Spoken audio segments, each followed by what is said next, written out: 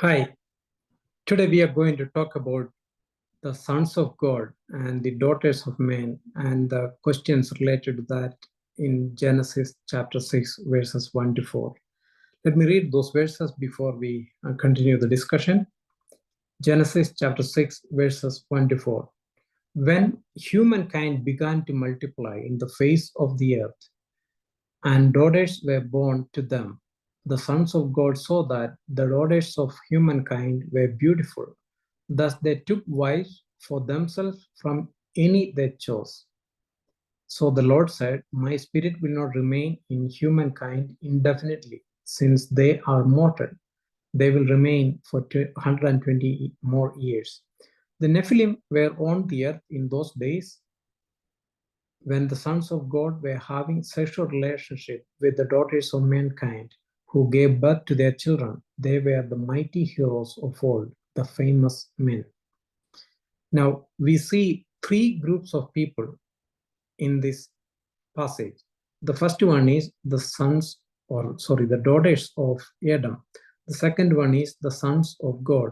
And the third one is the Nephilim, or they are also called the mighty men or heroes of old time. So, three groups of people. A question arises: who are these daughters of men? Who are the sons of God mentioned in this passage? And who are these Nephilim or heroes of old time, or they're also called giants in other translations. So, among biblical scholars, there are mainly three opinions, but actually there are four opinions, and we are going to discuss them and see what is a more plausible view or a better way of understanding this term or this phrase in Genesis chapter 6, verse 1 to 4. The first view is that the sons of God are referring to angels, and they are the angelic being who were in those days able to take human form and were able to have physical relationship with the daughters of men. Now, that's called, according to dispensational theology, you have different dispensations, different ages, epochs. And in those age, they were allowed to do that for a time being. Now, the second opinion is that these are not really angelic beings, they are human beings. They are the children of Seth and his descendants who were really obeying the will of God and were living a godly life. And they were taking wives for them from the daughters of other men who were possibly sinners, and they were living a life that was not pleasing to God, like the children of Cain probably.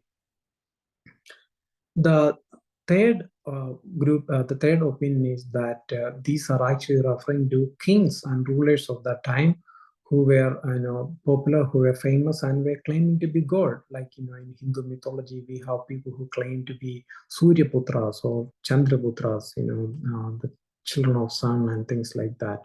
So that's third opinion. The fourth opinion has no biblical evidence actually, but it's based on an assumption that Adam and Eve, before they sinned in the Garden of Eden, had children because God has blessed them in the Garden of Eden after creating them and told, sorry, you multiply and flourish on the face of the earth. So it's assumed that they probably had children before they sinned, and these are the children who probably married the daughters of men on the earth.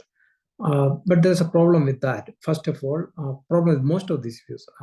The first one is that when Genesis chapter 6 verse 1 mentions about the children or the daughters of men, the word used there for men is Adam, the same word that's used in Genesis chapter 1 when it speaks about the creation of man. God created man, Adam.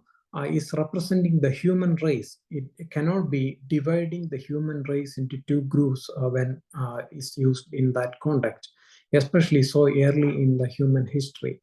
So it cannot be speaking about one as being the descendants of Adam, the human man, and the other being the descendants of God. The second one is the term Son of God. Whenever the term Son of God is used in the Bible, it's used to refer to the angels in the Old Testament. So we actually see only 4 times it's used in the Bible. One is this passage, Genesis chapter 6, verse 1. Of course, it's questionable what it is meaning to, but let's look at the other verses where this phrase is used. The first one is in Job chapter 6. All of them are in Job's book, Job chapter 6, verse 1. Now the day came when the sons of God came to present themselves before the Lord, and Satan also arrived among them. This speaking about the angels being gathering, and Satan also getting in between them, because he also used to be an angelic being. The second one is also in Job. It's in Job chapter 2, verse 1. Again, the day came when the sons of God came to present themselves before the Lord, and Satan also arrived among them to present himself before the Lord. And the third one also is in the book of Job. It's in chapter 38, verse 7. When the morning star sang in chorus, and all the sons of God shouted for joy. All these references are speaking about the angels. And the time used again there for sons of God. God is Elohim. It's not speaking about sons of men. It's not about talking about a human race. It's speaking about angelic beings all through the Old Testament. Not only that, when we look at the Judaistic tradition, how did the Jews understand it? We have a written evidence from the 2nd century BC in the first book of Enoch. That's not part of the canonical Bible. In the book of Enoch, chapters in the first books, chapters 6 and 7, both chapters deal with the sons of God. And Enoch makes it clear these are referring to the angels, according to at least the Jewish understanding, Jewish interpretation of those days. So this is not a question that just the Christians wrestled with. The Jews wrestled with this question, and they understood this to be referring to the angels, at least according to the interpretation of Enoch, or the opinion of Enoch. Not only that, when we look into the New Testament, we see that both Peter and Jude seem to agree with Enoch, and seem to have the same understanding. So we are going to look at 2 references that is possibly connected to Genesis chapter 6, verses 1 to 4. First one is Jude chapter 6. Jude verse 6. You also know that the angels who did not keep within their proper domain, but abandoned their own place of residence, he has kept in eternal chains, in utter darkness, locked up for the judgment of the great day. So this verse, Jude is speaking in this verse about some angels who are kept in chains for punishment on the last day. He's very clear, speaking about, you also know that the angels who did not keep their proper position, proper domain. Now, who are these angels? If we are talking about fallen angels who are evil spirit, we know that those evil spirits, along with Satan, are wandering around now. They are tormenting people. They are creating problems in the world. They are not really put in chains and kept in darkness for punishment until the last day. But Jude is speaking about some angels who are specially chained until the day of judgment. They are not free now. They are not free to wander around. Who are these angels? Other than that, they're angels. Jude doesn't give much explanation. But when Peter writes about it, Peter actually tries to connect it in the context of what happened in the days of Noah. So let us look into Peter, 2 Peter chapter 2, verses 4 to 5. For if God did not spare the angels who sinned, again, Peter is very clear, these are speaking about angels and not sons of humankind, but threw them into hell. So these angels are already thrown into hell. They are not freely wandering around. And says, and they are locked up, and he locked them up in chains. So they are not wandering around freely. These are some special angels, unlike Satan and his associates. These ones are already thrown into hell, and they are already chained also. They cannot be wandering freely now. They cannot be coming on the earth now and having a relationship with people or do anything with people in that sense, because they are already chained in darkness. to be kept until the day of judgment. Just like Jude says, they are waiting for the final judgment to be judged as sinners.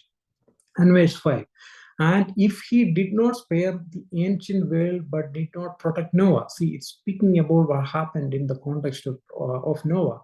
So Peter is possibly connecting these angels with what happens, the events that is described in Genesis chapter 6.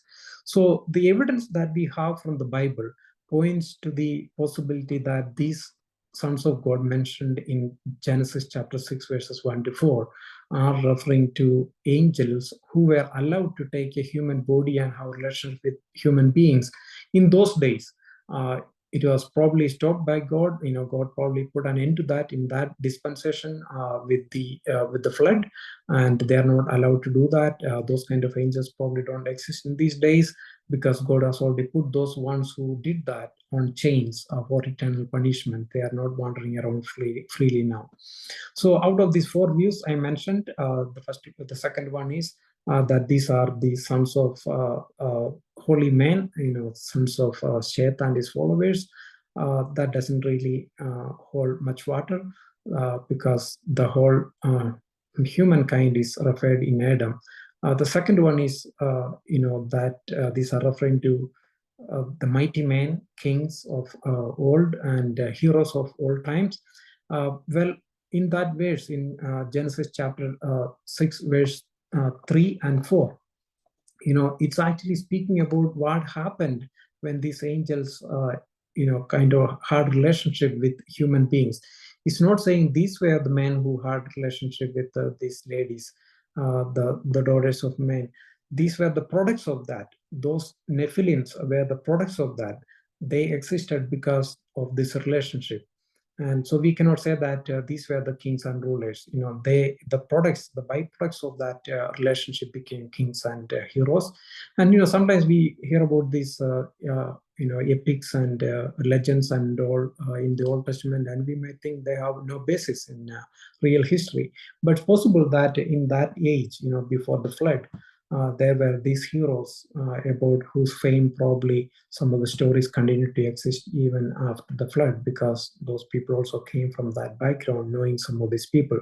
So out of these four opinions I said, and the last one is that these were the children of Adam and Eve that were born in the Garden of Eden before they sinned. Again, this has no biblical evidence. So putting the scriptures together and coming to a kind of a consensus, an agreement, it seems that these were the sons of God, who were angels who had fallen and did this sin, and were put on chains until then, and are thrown into hell already and are waiting for the final judgment to be destroyed. Well, we'll continue with our studies through the book of Genesis before we deal with other issues in the Bible. God bless you all. If you like my videos, click the like button below and subscribe to my YouTube channel. God bless you all. Thank you.